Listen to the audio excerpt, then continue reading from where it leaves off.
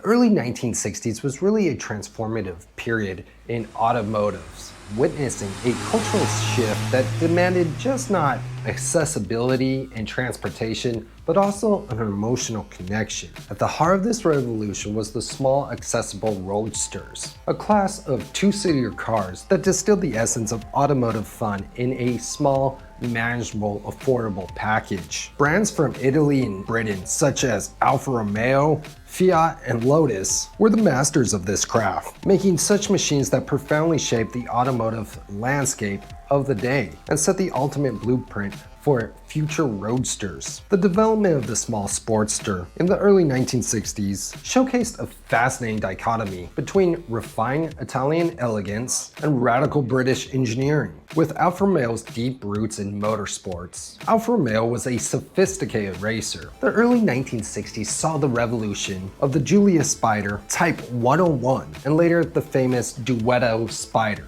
Type 105, which debuted in 1966. These cars were defined by their advanced engineering. The all-aluminum, high-revving DOHC, standard four-wheel disc brakes, and the smooth 5-speed manual transmission were typically features reserved for more expensive GT models. Pininfarina's timeless styling for the Spider, with its flowing lines and perfect proportions, made it the visual embodiment of Italian style and mechanical poetry. A car that was as thrilling on a mountain pass as it was parked on the Via Nail. And then there was Fiat with accessible styling and a little flair. Fiat approached the small sports car market with a mass production philosophy, aiming to democratize the open-top experience. The early 1960s offerings, such as the Fiat 1500, oftentimes used mechanical components from their larger saloons, but clothed in exquisite bodies by like Pininfarina. They might lack the all-right raw performance of something like a Lotus, or the technical complexity of an Alfa. The Fiat Sportsters really offered unresistible Italian flair and attractive styling at a competitive price. They were stylish, affordable, open-air vehicles that introduced convertible driving to a broader audience. The zenith of lightweight engineering had to be Lotus. The most radical contribution came from Colin Chapman with the 1962 Lotus Elan.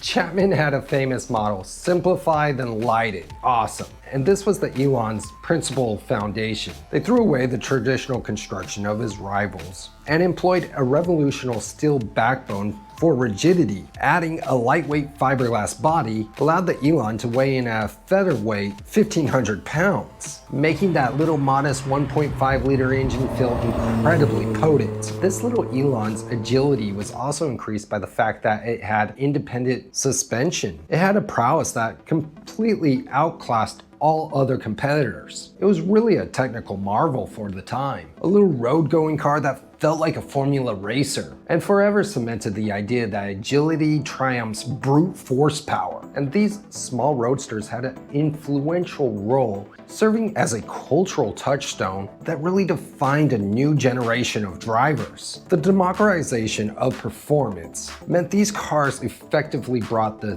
thrill of European sports cars to the masses. They were fast enough to be genuinely exciting and cheap enough that everybody could basically get them. Well, not everybody, but you know, the general population could get their hands on one of these. This accessibility created a vast, loyal fan base that sustained the industry to this day. In an era before complex electronic aids, these cars offered a raw analog driving experience. The driver was in direct, unfiltered communication with what the car was doing on the road. The responsive, unassisted steering, the mechanical thwack of the gear lever, and the intoxicating sound of the motor all demanded and rewarded driver skill. This focus on engagement cultivated a generation of highly knowledgeable automotive enthusiasts who valued the mechanics and dynamics of driving above simple straight-line speeds, a statement of style and freedom. Beyond performance, roadsters became symbols of the aspirational, modernist aesthetic of the 1960s, associated with youth, freedom, and the open road, images that were heavily promoted through film and magazines, popular culture. Owning a MG or an Alfa Romeo meant being part of a lifestyle that chic,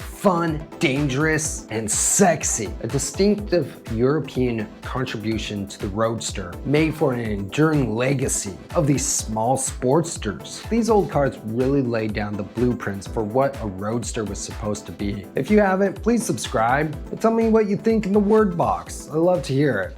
But like I always say, I'll see you on the flip side. Até a próxima. Ciao, ciao.